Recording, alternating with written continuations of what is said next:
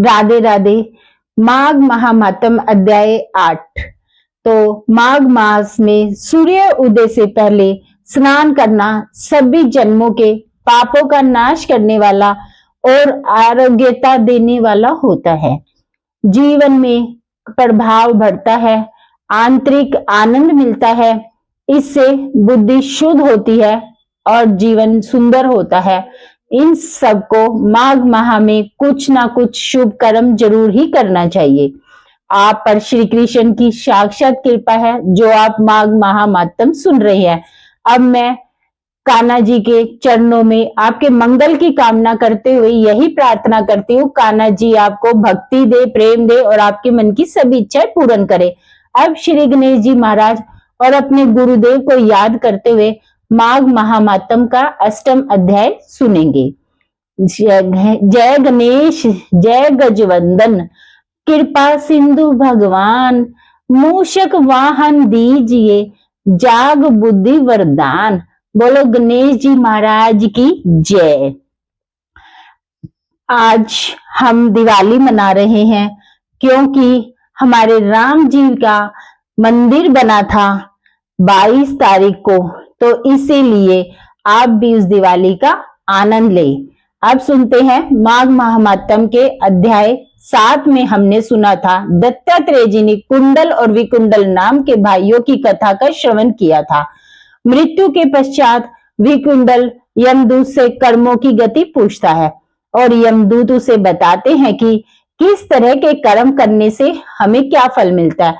अब आगे तो यमदूत कहने लगे कि हे ऋषि, एक बार भी गंगा जी में स्नान करने से मनुष्य सब पापों से छूटकर अत्यंत शुद्ध हो जाता है। जो मनुष्य गंगा जी को दूसरे तीर्थों के समान समझता है वो अवश्य नरक में जाता है।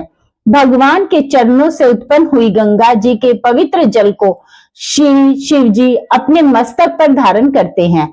वह ब्रह्मा जो संदेह रहित प्रकृति से अलग और निर्गुण है, ब्रह्मांड में उनकी समानता किससे हो सकती है। गंगा जी का नाम हजारों योजन दूर से ही लेने वाला नरक में नहीं जाता, इसलिए आप नैमिषण गंगा जी को डेली स्नान करना चाहिए। हे वैश्य, जो ब्राह्मण दान लेने का अधिकारी होकर भी दान नहीं लेता वो आकाश के नक्षत्रों में चंद्रमा के समान होता है। जो कीचड़ से गौओं को निकालता है, जो रोगी की रक्षा करता है, जो गौशाला में मरता है वह आकाश में तारा होता है। प्राणायाम करने वाले मनुष्य सदैव उत्तम गति को प्राप्त होते हैं। प्रातः समय स्नान के बाद जो 16 प्राणायाम करते हैं वो घोर पापों से बच जाते हैं। जो पराई स्त्री को माता समान मानते हैं, यम की यातना को नहीं भोगते, जो मन से भी कभी पर स्त्री का चिंतन नहीं करते, वे दोनों लोगों को अपने अधीन करते हैं। जो पराये धन को मिट्टी के समान समझते हैं वो स्वर्ग में जाते हैं। जिसने क्रोध को जीत लिया मानो उसने स्वर्ग को ही जीत लिया। जो माता पिता की सेवा दिल से करते हैं वे यम द्वार नहीं देखते और जो गुरु की सेवा करते हैं वो ब्रह्मलोक को प्राप्त होते हैं। शरीर की रक्षा करने वाली स्त्री धन्य है। शील भंग करने वाली यह स्त्री यमलोक जाती है। जो वेदों और शास्त्रों को पढ़ते हैं और पुराण और संहिता को पढ़ते हुए सुनते हैं तथा जिस स्मृति का विख्यान धर्मशास्त्र समझते हैं या जो वेदांत में लीन रहते हैं वो पाप रहित होकर ब्रह्मलोक को जाते हैं। जो अज्ञानियों को वेद शास्त्र का ज्ञान देते हैं वे देवताओं से भी पूजित होते हैं। कुछ देर रुककर यमदूत ने पुनः कहा, हे वैश्य श्रेष्ठ, यमराज ने हमें यही आज्ञा दे रखी है कि तुम किसी वैष्णव को मेरे पास लेकर मत आओ। हे वैश्य, पापी लोगों को इस संसार रूपी नरक को पार करने के लिए भगवान की भक्ति के सिवाय दूसरा कोई उपाय नहीं है। भगवान की भक्ति ना करने वाले मनुष्य को चंडाल के समान समझना चाहिए। भगवान के भक्त अपने माता पिता दोनों के कुलों को तार देते हैं और उनको नरक में नहीं रहने देते। और जो मनुष्य वैष्णव का भोजन करते हैं वे भी भगवान की कृपा से श्रेष्ठ गति को प्राप्त होते हैं। बुद्धिमान तो सदैव वैष्णव का अन्न खाना चाहिए, उससे बुद्धि पवित्र होकर मनुष्य पाप नहीं करता। गोविंदाय नमः इस मंत्र का जाप करते हुए जो मनुष्य मृत्यु को प्राप्त होता है वह परम धाम को प्राप्त होता है, इसमें कोई भी संदेह नहीं है। जो सदैव ओम नमः भगवते वासुदेवाय इस मंत्र का जाप करता है उसके बड़े बड़े पाप भी नष्ट हो जाते हैं।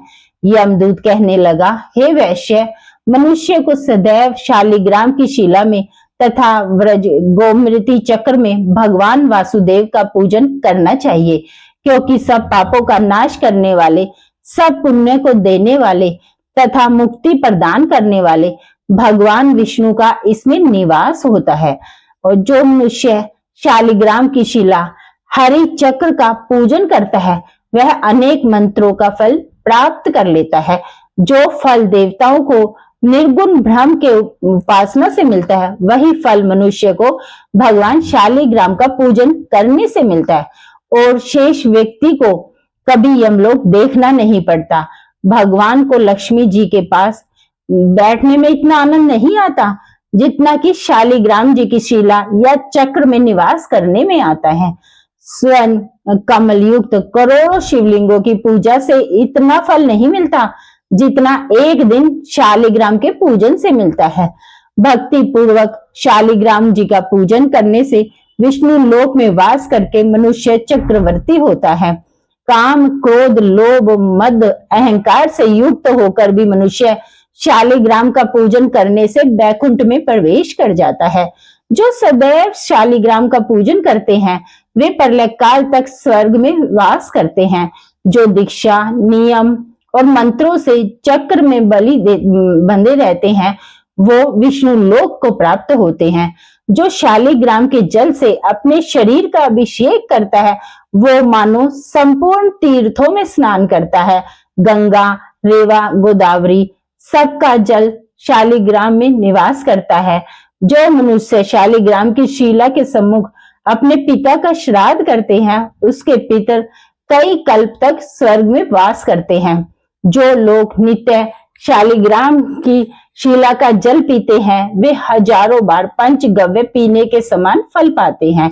यदि शालिग्राम की शिला का जल पिया जाए तो समस्त तीर्थों का क्या लाभ। जहाँ शालिग्राम है वो स्थान तीर्थ स्थान के ही समान है। वहां पर किए गए संपूर्ण दान फल करोड़ों गुना फल देने वाले होते हैं। जो एक दिन भी शालिग्राम जी का जल पीता है वो दोबारा मृत्यु लोक में जन्म नहीं पाता, अर्थात गर्भाशय में नहीं जाता। शालिग्राम शिला में जो कीड़े मकोड़े एक कोस के अंतर पे मरने हैं वो भी बैकुंठ को प्राप्त हो जाते हैं। जो फल वन में तप करने से प्राप्त होता है वही फल भगवान को सदैव स्मरण करने से प्राप्त होता है। मोहवश अनेक प्रकार के घोर पाप करने वाला मनुष्य भी भगवान को प्रणाम करने से नरक में नहीं जाता। संसार में जितने भी तीर्थ पुण्य स्थान है भगवान के केवल नाम मात्र के कारण से प्राप्त हो जाते हैं, नाम से प्राप्त हो जाते हैं। माघ महात्म अष्टम अध्याय समाप्त। इस अध्याय में यमदूत ने बताया है कि जो गंगा शालिग्राम की पूजा करता है सभी पापों से मुक्त होता है, इसलिए गंगा जल का सेवन करें, शालिग्राम जी की पूजा जरूर करें। कल माघ महात्म के अध्याय 9 में आगे की कथा सुनेंगे।